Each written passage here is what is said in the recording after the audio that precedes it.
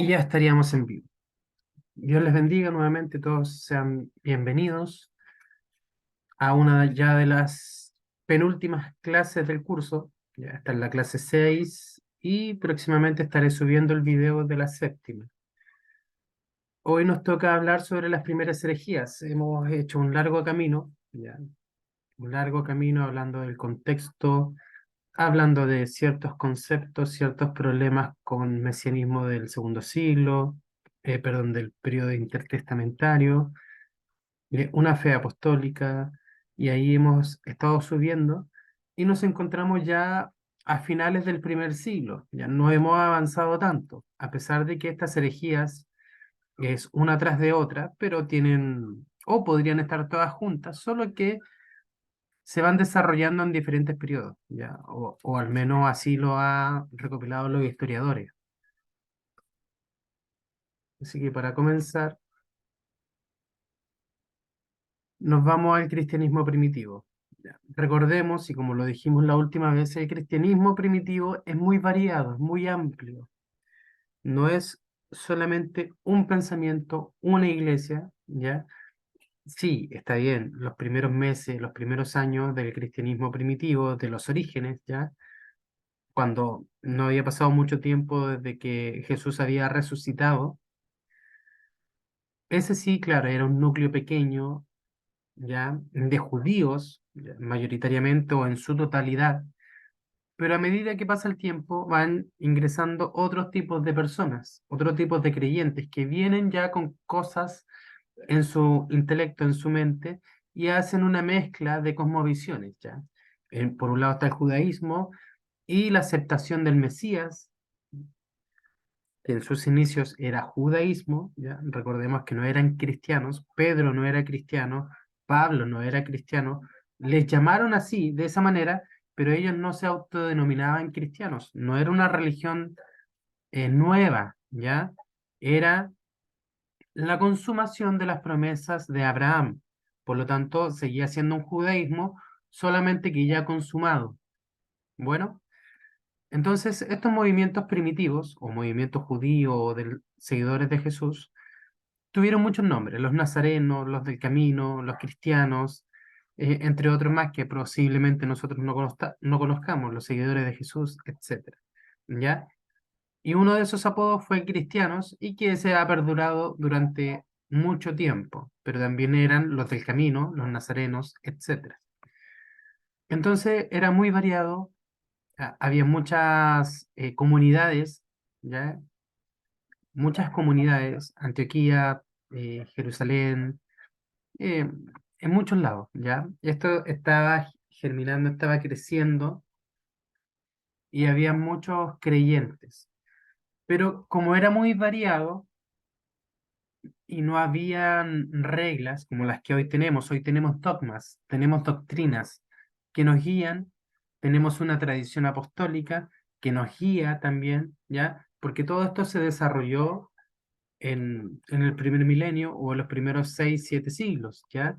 De ahí en adelante se mantenían las reglas establecidas por la iglesia. Hoy en día nosotros tenemos dogmas y tenemos credos, tenemos una tradición y tenemos una forma o una metodología de interpretación, ¿ya? Y el que se sale de estas reglas, de estas normas o de estos dogmas son llamados herejes, ¿ya? Un hereje es aquel que se aparta de esta regla o de estos dogmas. Una herejía es aquel, es un conjunto de ideas, se lo voy a decir más técnicamente, religiosas contrarias a los dogmas, ¿ya? Y usted me preguntará, bueno, ¿y qué es un dogma? Es un sistema de pensamiento que se tiene por verdad y del que no se puede dudar. Por ejemplo, la cristología que hoy tenemos es una cristología alta, es una cristología que ha pasado por un desarrollo enorme de muchos años, muchos siglos, y hoy está presentada como algo real, verificable, con evidencias, etcétera, etcétera. Y se ha hecho un dogma de aquello, ¿ya? Y aquel que se va en contra de este dogma es llamado hereje. Por eso existen las herejías del primer siglo, era un concepto bastante nuevo, ¿ya? Y uno de los primeros en aparecer, eh, son los ebionitas. Me imagino que ya ha podido leer. Los ebionitas, del hebreo ebión, que significa pobre, ¿ya? Tipo así indigente, digámoslo. Fueron unos herejes, un movimiento judío que proliferaron a últimas del siglo primero y principios del siglo segundo debido a su deseo de mantener a toda costa el monoteísmo del Antiguo Testamento. Negaron la divinidad de Cristo y su concepción virginal. Según ellos, Jesús era un mero hombre. Los ebionitas en sí no es que simplemente hayan negado la divinidad, puesto que ellos muy probablemente hayan evidenciado la resurrección de Jesús. Entonces, ¿qué es lo que sucede con los ebionitas? Se dice que ellos también eran adopcionistas, que también es una herejía del primer siglo. ¿Qué significa ser un adopcionista? Jesús, como bien decían los ebionitas, era un hombre, ¿ya? Pero que Dios adoptó, ya sea por su buena conducta, por su fe, así como Dios escogió a Abraham, Dios escogió a Jesús, hizo grandes proezas por medio de él, y esto hizo que él alcanzara la divinidad, ¿ya? Es como un título honorífico. Dios lo aceptó, Dios lo adoptó en un sentido de adopción romana. Tiene el mismo significado, ¿ya? Estos eran los ebionitas. Y usted dirá, bueno, aquí vienen muchas otras cosas raras para nosotros, ¿ya? Y esto a mí me gusta entenderlo de buena manera, porque nosotros los tratamos de herejes en un sentido despectivo, e incluso alguien que era hereje no es que simplemente vaya en contra de los dogmas, sino que era el enemigo mismo, ¿ya? Era un anticristo. Caían sobre ellos una gran cantidad de conceptos despectivos, ¿ya? No eran bienvenidos en las iglesias. Entonces, ¿qué es lo que pasa con ellos? No es que ellos sean los villanos, entiéndalo de esa manera. No es que ellos sean anticristos, que sean satánicos y todo, no los satanicemos. ¿Por qué? Porque ellos, a lo mejor, no necesariamente tratando de tergiversar, ellos estaban en un momento de la historia donde no había nada escrito. Ellos estaban escribiendo la historia, las interpretaciones sobre Jesús. Ahí todavía no se hablaba ni de una doble naturaleza de Jesús, ni de una unión hipostática, ni de la divinidad de Cristo, etcétera, etcétera. Eran pioneros en estos problemas, en estos debates, ¿ya? Tanto así que se cree que Pedro y Judas y entre otros discípulos eran con las personas que luchaban en sus tratados o en sus epístolas, ¿ya? Estos eran los falsos maestros, estos eran los falsos eh, maestros, sí, esa es la palabra, que estaban tergiversando el evangelio, que traían un evangelio diferente, un evangelio que o que Cristo no murió, o que Cristo no era divino, o que Cristo no era humano, ¿ya? Pero no, no tan solo ellos, habían otros personajes más. Por ejemplo, acá ya nos vamos al siglo segundo y que todo esto proviene de un gnosticismo, ¿ya? El gnosticismo, a pesar de que no me quise profundizar en el gnosticismo porque era un tema bastante amplio y complejo, porque hay que tener conceptos como el logos, y para hablar del logos tenemos que hablar de Filón de Alejandría, ¿ya? Que era contemporáneo de Pablo, que era entonces, eran conceptos muy grandes, ¿ya? Para poder abordarlos dentro de una cristología tan amplia como la que estamos haciendo. Si nos hubiésemos dedicado solamente un curso a hablar sobre la ontología en Cristo o la antropología de Cristo, claro, hubiésemos alcanzado y nos hubiésemos dado ese gusto o ese lujo de meternos en Filón de Alejandría, en Ireneo de Lyon, en Tertuliano, ¿ya? Que desarrollan grandes tratados contra los gnósticos, ¿ya? Contra Ptolomeo, contra Marción, contra Valentín, Montano, etcétera, ¿ya? Así que vamos a ver superficialmente algunos grupos, ya algunos movimientos gnósticos, ¿ya? que, como le digo, para algunos son terribles villanos. Para mí, a lo mejor en su inicio, ya en su inicio, son personas que simplemente trataron de tener respuestas. Yo lo veo todo sanamente. Yo no creo que simplemente una persona venga aquí a decir que Jesucristo no es humano por decirlo. Realmente habían problemas de conceptos. Tanto así que gran parte del gnosticismo estaba muy sumergida en la filosofía grecorromana, ¿ya? La filosofía griega, en Platón, el dualismo, etcétera. ¿Y qué es lo que ocurre con esto? Que una persona gnóstica, que incluso ya la clase anterior ya estuvimos hablando un poco más, ¿ya? No mucho, pero más o menos lo mismo, un gnóstico buscaba la verdad a través del conocimiento, a través de un misticismo, ¿ya? Y parte de esta verdad también era la parte filosófica. Ellos, así como Platón, veían en la materia perversión, veían algo corrompido, por lo tanto el espíritu estaba atado a la materia. Entonces para ellos era inaceptable que el Hijo de Dios, la divinidad en sí, haya estado atrapada dentro de un cuerpo humano. Por lo tanto, o algunos negaron que Jesús era humano, ¿ya? Porque era imposible que el Hijo de Dios estuviera dentro, atado a un cuerpo humano, y por otro lado, o que Jesús no era humano, o que Jesús no era divino, ¿ya? No era realmente el Hijo de Dios. Llegó a ganarse este título, que era en el caso de los ebionitas. Ahora, está el monarquianismo como herejía trinitaria. Sostuvo que en Dios hay una sola persona con tres modos de expresarse. Monarquianismo modalístico de Sabelio, o con tres distintas formas de actuar. Monarquianismo dinámico de Pablo de Samosata. Así como el gnosticismo fue la herejía imperante del siglo II. El monarquianismo y, bueno, muchos otros puntos que vamos a estar viendo, no tan solamente afecta la figura divina de Jesús.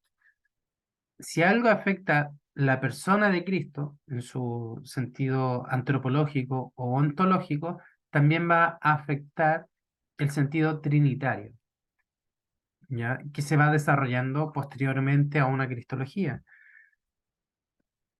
El docetismo procede del verbo griego dokeo, ¿ya? Los docetas aparecen ya en el primer siglo de la era cristiana, eran contemporáneos a los ebionitas, pertenecen a una rama del gnosticismo, nuevamente el gnosticismo metido entre medio de estos movimientos. Negaban la realidad terrenal del cuerpo humano de Cristo, puesto que si Cristo había de ser puro y la materia es mala, el Hijo de Dios solo puede tomar una apariencia de cuerpo humano. Nuevamente, lo mismo que decíamos, esto es parte del gnosticismo, ¿ya? El gnosticismo también tenía una forma salvífica de ver las cosas, ¿ya? Por medio del conocimiento, por medio de un montón de cosas. Era un sincretismo religioso. Que hay autores, ¿ya? Historiadores, Harnack, por ejemplo, dice que este movimiento gnóstico parte de un sistema griego, ¿ya? Y un judaísmo, como un judaísmo helenizado, ¿ya? Eso también lo dice Justo González sobre Harnack, ¿ya? No es algo que yo diga sobre él, sino que este historiador cristiano habla sobre esta postura de Harnack. ¿Qué es lo que sucede? Que el gnosticismo es mucho más antiguo. Algunos hablan de un gnosticismo ya desde la era de los egipcios, fenicios, etcétera, los persas, ¿ya? Siempre han existido estas personas o estas cosmovisiones que mezclan, ¿ya? Cosmovisiones, ideologías y tratan de hacer una sola. Es como que tratan de sacar lo mejor de cada eh, conocimiento, cada área del conocimiento, cada religión y la hacen suya, la hacen propia. Entonces el docetismo negaba la realidad terrenal del cuerpo humano de Cristo. Ya empezamos a hablar sobre la realidad, la negación de la realidad terrenal del cuerpo de Cristo. Los ebionitas, ¿qué es lo que creían? Por una parte eran adopcionistas y por otra no creían que él fuera la divinidad. ¿Ya?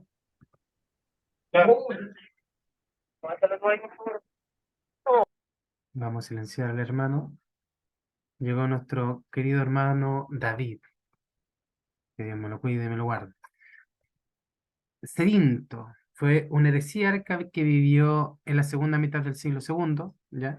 Decía que Jesús era un hombre ordinario, hijo de María y José, que al menos como padre legal, ¿ya? Al menos como padre legal. Mientras que el Cristo era un espíritu superior o una fuerza poderosa que descendió sobre Jesús en el momento de ser bautizado por Juan.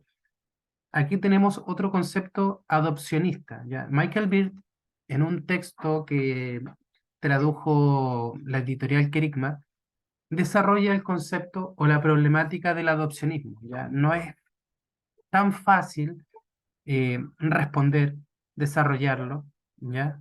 Se basa muchas veces en conceptos paulinos, ¿ya? Tradiciones, etcétera.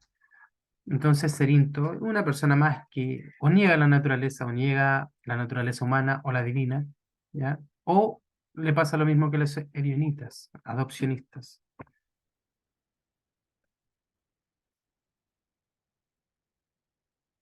Ahora, nos pegamos un gran salto, ¿ya? Estábamos en el primer siglo, ya nos pasamos a Arrio, un gran personaje, ¿ya? Un gran villano dentro de la historia del cristianismo.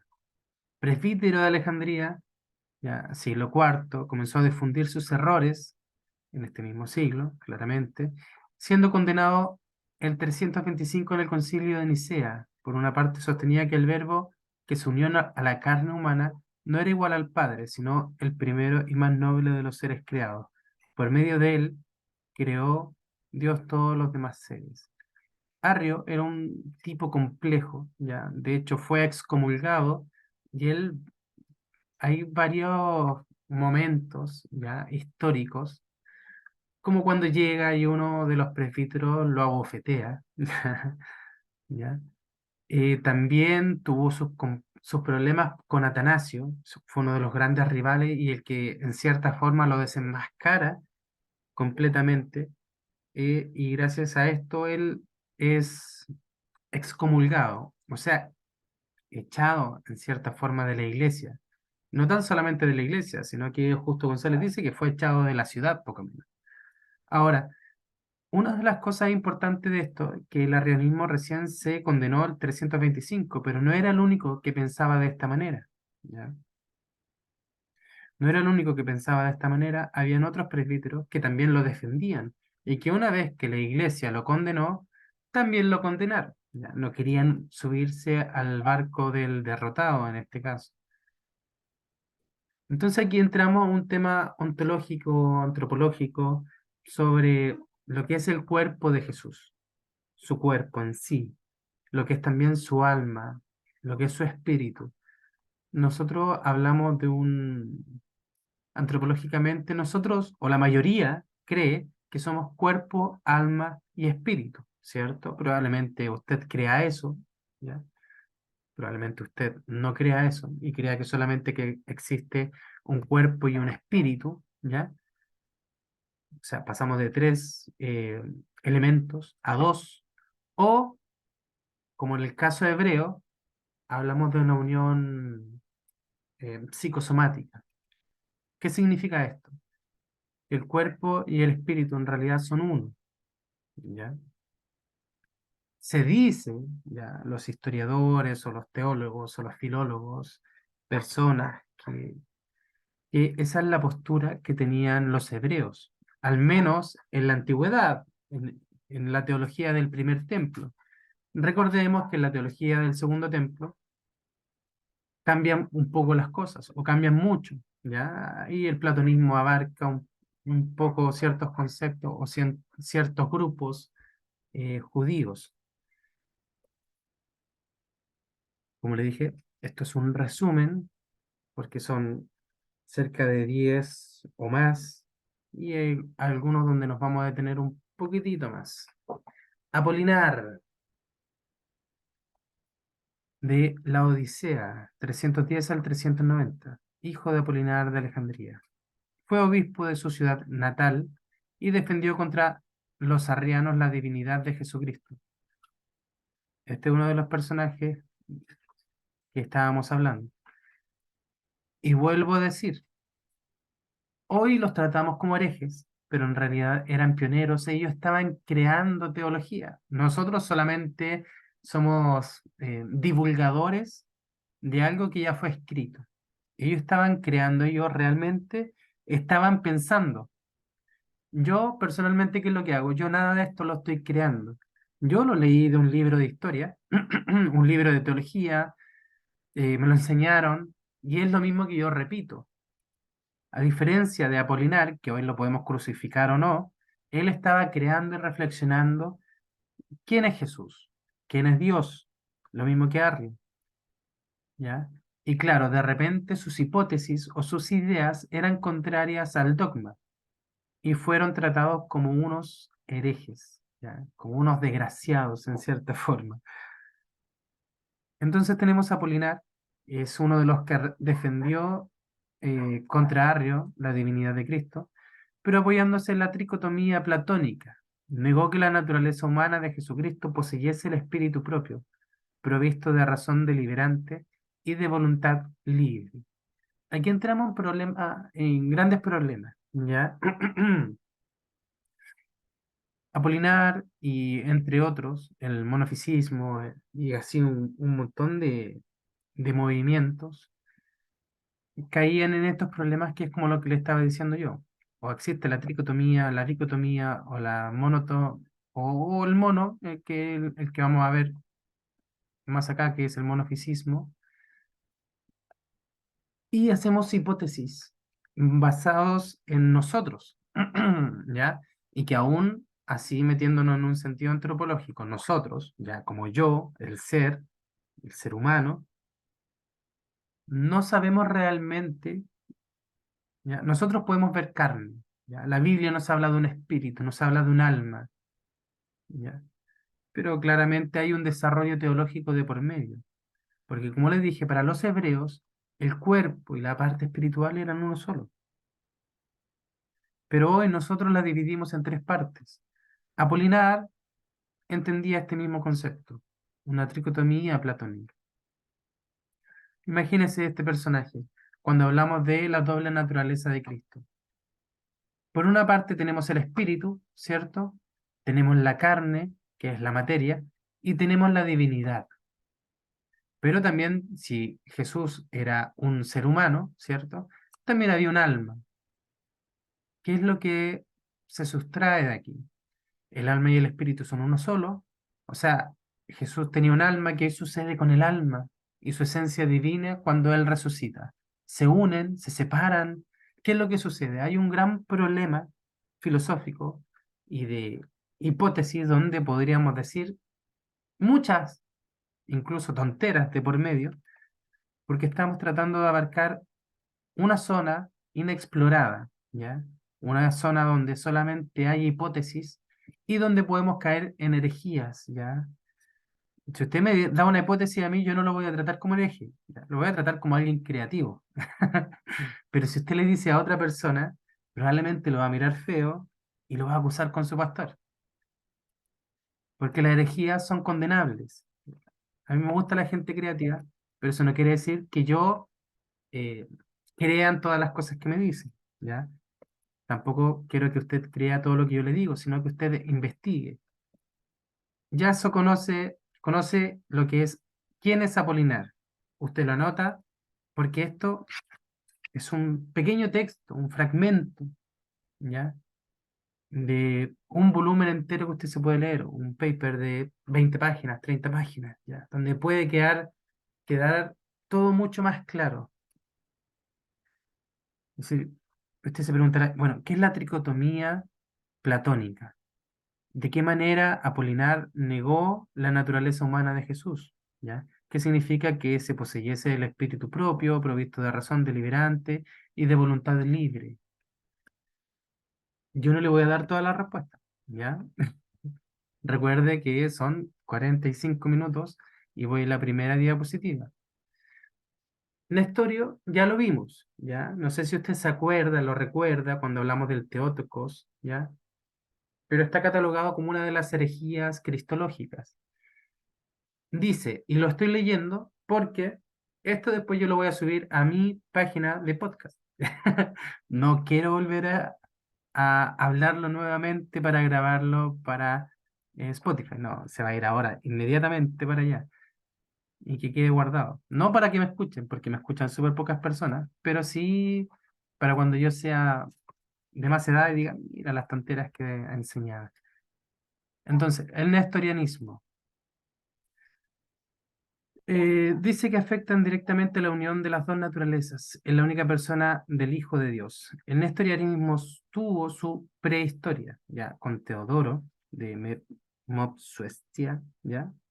Ahí usted lo leerá mejor que yo. Nació en Antioquía y posteriormente obispo, quien, con el fin de afirmar rotundamente la realidad e integridad de la naturaleza humana de Jesucristo, y quizá por desconocer la índole peculiar de la unión hipostática, admitió inhabitación moral, pero no esencial.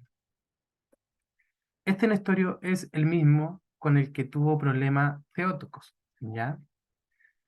Y una de sus herejías, bueno, es esta, y negar el mismo concepto, el mismo concepto de María, Madre de Dios. Y creo que en una diapositiva se explica mucho mejor esta parte, ¿ya? Si ahora no lo entiende, después lo va a entender, porque me sale en esto yo como en 3 diapositivas, ¿ya? Y cada una tiene un mensaje diferente. Pero él decía que María era madre de la parte humana de Jesús, más no de la parte divina. Por lo tanto, María no es madre de Dios, sino que es Christócotos, ¿ya? No Theotokos. Llegamos al monofisismo. La condenación de Nestorio fue formulada en las famosas anatematismos de Cirilo, patriarca de Alejandría, en el siglo IV, siglo V, quien, preocupado justamente por sostener la unidad de persona en Jesucristo, empleó a veces expresiones que parecían poner en peligro la dualidad de naturalezas, pues llegó a decir que en Cristo había una sola naturaleza, ¿ya? Una sola naturaleza, que es el espíritu o alma del Verbo de Dios encarnado, su modo de expresar la llamada comunicación de idiomas. Monofisismo, solamente una naturaleza. Usted se preguntará, bueno, ¿cuál es el problema? El problema es que la Biblia, ¿cierto?, nos presenta a un Jesús humano, a un Jesús que lloró en Getsemaní, a un Jesús que pasó hambre, que sufrió, que pasó sed, ¿ya? Cuando fue ahí a la mujer samaritana y le pidió de beber porque tenía sed, ¿ya? Jesús, dentro de los evangelios, muestra falencias, ya, en este sentido, en el sentido humano. Se cansaba, quería dormir, un montón de cosas que a lo mejor la Biblia no nos da esos detalles, pero sí los apóstoles o los discípulos nos muestran o nos transmiten esos detalles. Por lo tanto, la humanidad de Cristo está presentada o representada en los evangelios sinópticos y en el cuarto evangelio, ¿ya? Posterior a eso, y de acuerdo a muchas profecías del Antiguo Testamento y el desarrollo teológico de los apóstoles, y hasta llegar al Concilio de Nicea y de Calcedonia, hablamos de un Jesús divino, ¿ya? Un Jesús que tiene una doble naturaleza, un Jesús que tiene una parte humana y una parte divina, ¿ya? El problema es donde metemos las otras partes que provienen de la humana. Y ahí es donde está el problema. Ellos se calentaban en la cabeza y decían, mira, un ser humano tiene cuerpo, alma y espíritu. Entonces Jesús tenía cuerpo, alma y espíritu, pero aparte no era un alma y un espíritu normal como la de todos, sino que tenía la plenitud de la deidad. ¿Ya? No sé si a usted le parece un poco medio complejo. Yo cuando lo comencé a estudiar me parecía horriblemente complejo. No me cabían muchas cosas en la cabeza porque miramos la realidad que conocemos, ¿cierto? Y Dios y Jesús nos muestra una realidad totalmente diferente, un mundo totalmente diferente donde un ser humano resucita, un ser humano ora por otro, ¿cierto? Y este o es revive o puede caminar o se le quita la lepra, etcétera. Pero este ser humano no tan solo es un ser humano, sino que es Dios mismo encarnado en este mundo, ¿ya? Y de ahí en adelante las personas querían conocer más de este Jesús, saber qué tan divino era. El punto es cuando estábamos frente a Jesús, o cuando los discípulos estaban frente a Jesús, ¿qué es lo que dominaba más la actitud de Jesús? ¿Era más divino que humano o era más humano que divino? ¿Ya? Ahí empezamos con grandes problemas. Ahora si me acompaña, yo que voy a mostrar solamente esta de acá porque me estoy alargando. Ya. Ahora, hubieron muchos personajes, ya, importantes.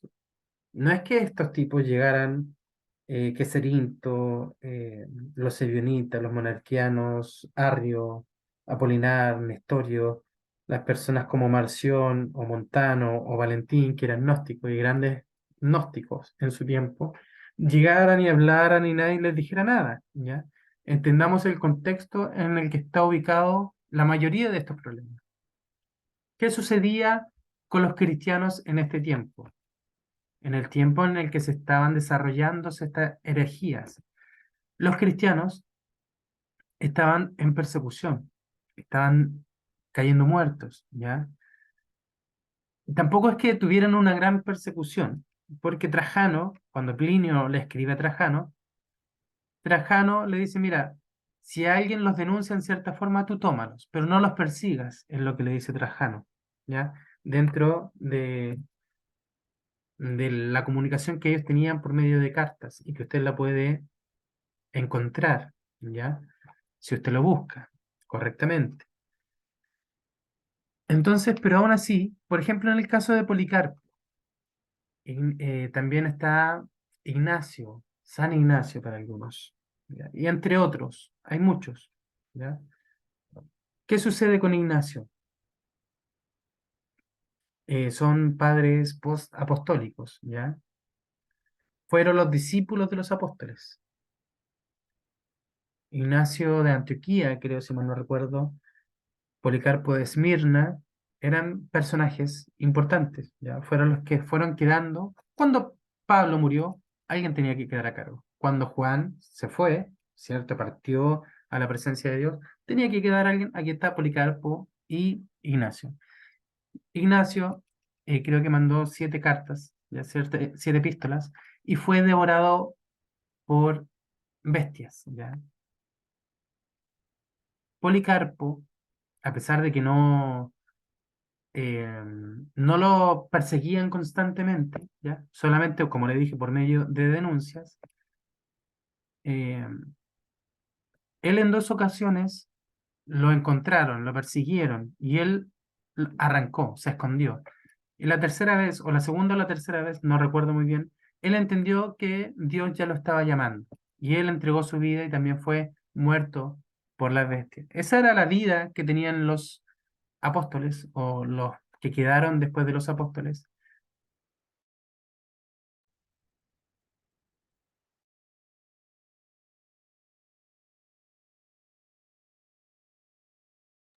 ¿Me escuchan?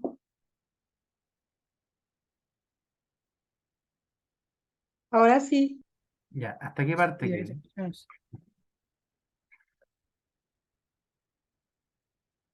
Les conté la historia de Policarpo, ¿cierto? Sí, pastor. Ah, ya, excelente. Ya, existían personajes que claramente, que serían los apologetas griegos, ya, Atenágoras, muchos otros más que tenía una diapositiva ahí, pero no la voy a mostrar por honor al tiempo, ya tampoco los quiero tener aquí toda la noche. Pero se las puedo mandar si a usted le gusta. Ahora nos vamos al tema de la unión hipostática. ¿Qué es la unión hipostática? Vamos al diccionario. Dice, literalmente, una unión según la hipostasis, persona, es la expresión teológica y magisterial surgida en la época patrística, con la que se indica la unión profunda de la realidad divina y de la realidad humana en la persona sujeto del Hijo, ya, verbo eterno de Dios en Jesucristo. Esta expresión no aparece en las fuentes neotestamentarias, ¿ya? Sin embargo, en ella se encuentran diversas fórmulas de confesión relativas a Jesús que sirven de fundamento a la explicitación sucesiva. El objeto central del anuncio de fe del Nuevo Testamento es el hombre de Jesús de Nazaret, confesado como Señor Cristo, Hijo de Dios. Ya. La respuesta corta es la unión entre la persona, ya, el humano, la naturaleza humana y la divina. ¿Ya? Esta es la unión hipostasis, la unión hipostática. Déjeme ver por acá. Me sale justo esa cosa arriba. Ya, por naturaleza en este contexto se significa sustancia, ya hablamos de diferentes sustancias, la parte divina y la parte humana. Eso es la unión hipostática.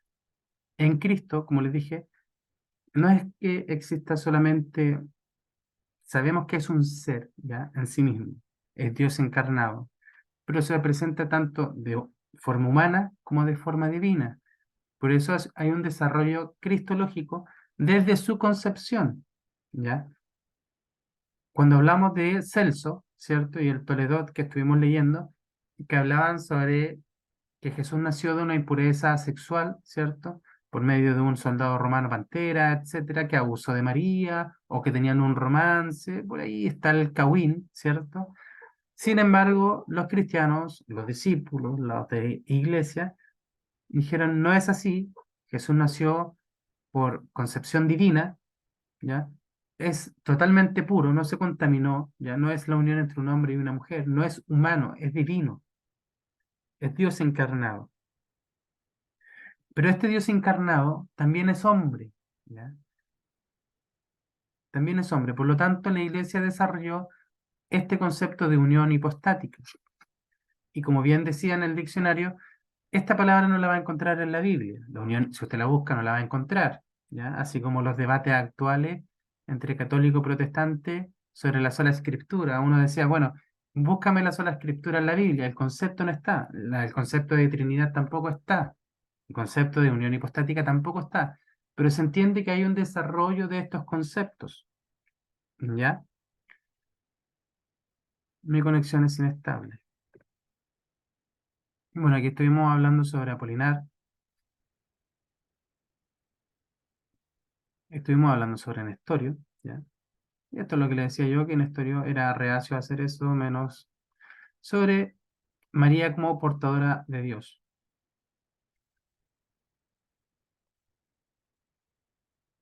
Antropotocos, ¿ya? Hay una cristología no hipostática. Otro intento de clarificar la relación entre las dos naturalezas podría ser denominado cristología no hipostática. Este punto de vista insiste en que la humanidad de Jesús era impersonal y no tenía una subsistencia independiente, o sea que el verbo divino no estaba unido con una persona humana individual originalmente. Se intentaba que la cristología no hipostática protegiese en contra de la división nestoriana de Jesús en dos personas y la creencia relacionada de que María era solamente la madre de la persona humana. Nace gracias a Nestorio, ¿ya? Y esto es complejo. Una vez, hace mucho tiempo, cuando tenía un par de amigos y estábamos leyendo teologías sistemáticas, ¿ya?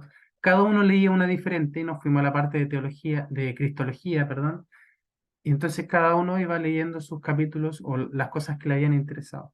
A mí me tocó, y creo que lo tengo acá, este mismo, Teología Sistemática de Hodge, me imagino que se pronuncia así, y que él habla un poco sobre esta unión hipostática, sobre la naturaleza humana y la naturaleza divina. Y dice, este acto tan especial, ¿ya? Y tan puro y tan perfecto de Dios, que cualquiera creería que en cierta forma o que la parte humana podía influenciar a la divina, o viceversa, que la divina podía influenciar a la humana. Pero esto no podría pasar, porque si la divina, la naturaleza divina, influencia a la parte humana, ¿ya? Por diferentes características, no tan solamente algo psicológico o de conocimiento, sino que podría, no sé, afectar su cuerpo, supongamos, ¿ya? Tenemos un problema así, este dejaría de ser humana, ¿ya? Si la naturaleza humana afectara a la divina, esta dejaría de ser divina. Dios ya dejaría de ser Dios, puesto que fue afectado por algo humano, ¿ya? Su esencia, así como lo dicen los concilios, no sé si creo que lo tenía por acá, este, mire, esto es lo que se creía ya de Jesús, esto es lo que se redactó y así quedó hasta el día de hoy. Siguiendo pues a los santos padres, todos a una voz enseñamos a confesar un solo y el mismo Hijo, nuestro Señor Jesucristo, el mismo perfecto en divinidad, así como en humanidad, verdaderamente Dios y verdaderamente hombre, con alma racional y cuerpo consustancial con el Padre en cuanto a la divinidad, y consustancial con nosotros en cuanto a la humanidad, de hecho, con todo semejante a nosotros, pero sin pecado. Comía como nosotros, dormía como nosotros, pero en él no había pecado. ¿Ya? Engendrado del Padre antes de todos los siglos en cuanto a la deidad, y en estos últimos días, por nosotros y por nuestra salvación, nacido de la Virgen María, Madre de Dios, en cuanto a la humanidad. Esto es intocable, ¿ya? En el momento sí, porque lo estaban redactando, y habían ahí, imagínense hoy como la nueva constitución, tanto ahí un, una convocatoria de expertos diciendo, mira, esto pongámoslo, esto no, pero todo obviamente como una como regla de fe lo que es la doctrina de los apóstoles, la tradición, etcétera. Entonces, respecto a esa sustancia, ¿cierto? El Padre, el Hijo y el Espíritu Santo, para el desarrollo de la Trinidad, dice que son consustancial, provienen de una misma sustancia, son igual en dignidad, igual en pureza, ¿ya? El Padre y el Hijo son dignos, ni uno es más digno que el otro. Lo mismo pasa con el Espíritu Santo, tienen funciones diferentes, pero son lo mismo en esencia, en sustancia, ya son consustancial los tres. Y sería interesante ver también las herejías trinitarias, a pesar de que nosotros estamos viendo solamente la persona de Jesús, pero las herejías trinitarias también podrían llegar a afectar la visión que nosotros tenemos de la cristología. Por ejemplo, ¿quién se atrevería a dar una referencia, o más que una referencia, alguna referencia gráfica respecto a la Trinidad? ¿Cómo lo podríamos graficar para que se pueda entender? Yo he visto en internet muchas imágenes, ¿ya? Muchas formas, y que la mayoría de ellas caen en herejías, ¿ya? La mayoría de ellas caen en herejías de acuerdo a este concepto de consubstanciación, igual en santidad, igual en divinidad. El Padre, Hijo y el Espíritu Santo tienen lo mismo, ¿ya? Son en cierta forma lo mismo, ¿ya? Una triunidad. Pero antes de eso, piénselo, a ver si después me da una respuesta. Vamos a leer a este teólogo sistemático.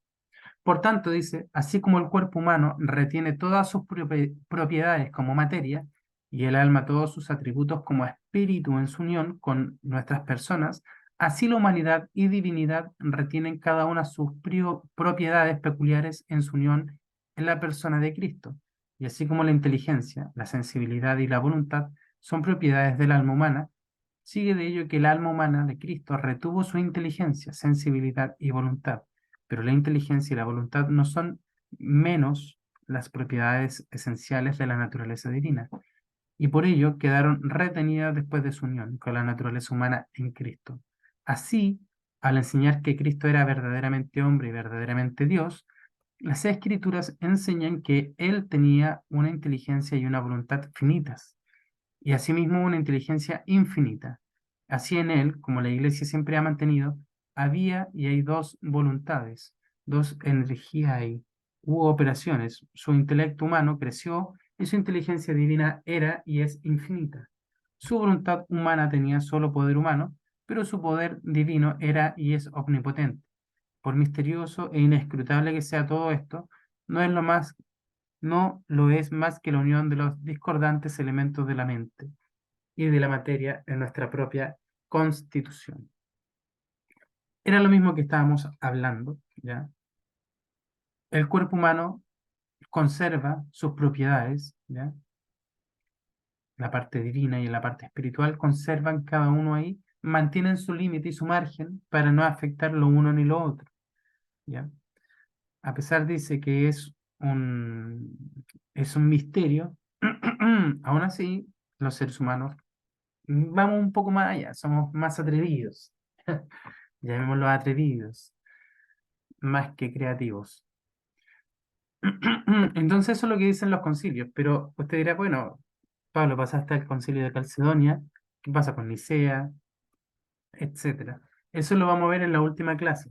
Nos vamos a dedicar de lleno a todos los concilios que por lo menos tratan el tema cristológico, ¿ya? Así que, bueno, esta es la materia en sí. Hablamos de Apolinar, hablamos de Cerinto, del docetismo, de los ebionitas, de Arrio, de Nestorio, del monofisismo.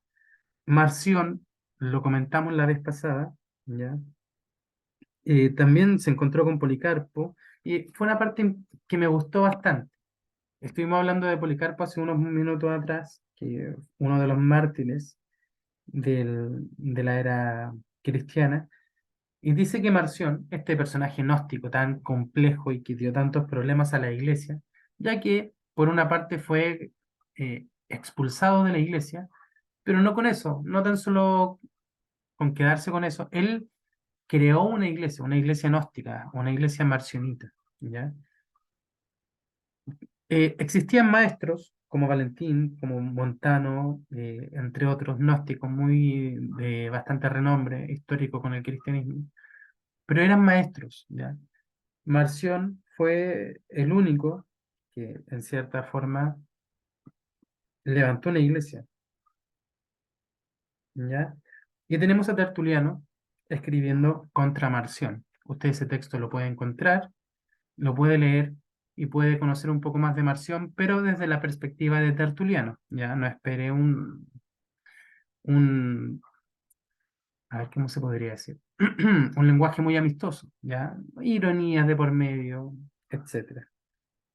Pero Marción se encontró o fue a una audición con Policarpo, según dice Justo González, y dice que Policarpo le dice, te reconozco, primogénito de Satanás. No era muy bienvenido a las personas diferentes, ¿ya? Hoy tampoco lo son, solo que a mí me da curiosidad, ¿ya? Como existe este desarrollo, es como hablar con un testigo de Jehová actual, o hablar con un mormón, o hablar con alguien que sigue a Buda, ¿cierto? Siempre la comunicación intrarreligiosa son interesantes, pero eso no quiere decir que uno, ¿cierto?, se convierta a ellos, ¿ya?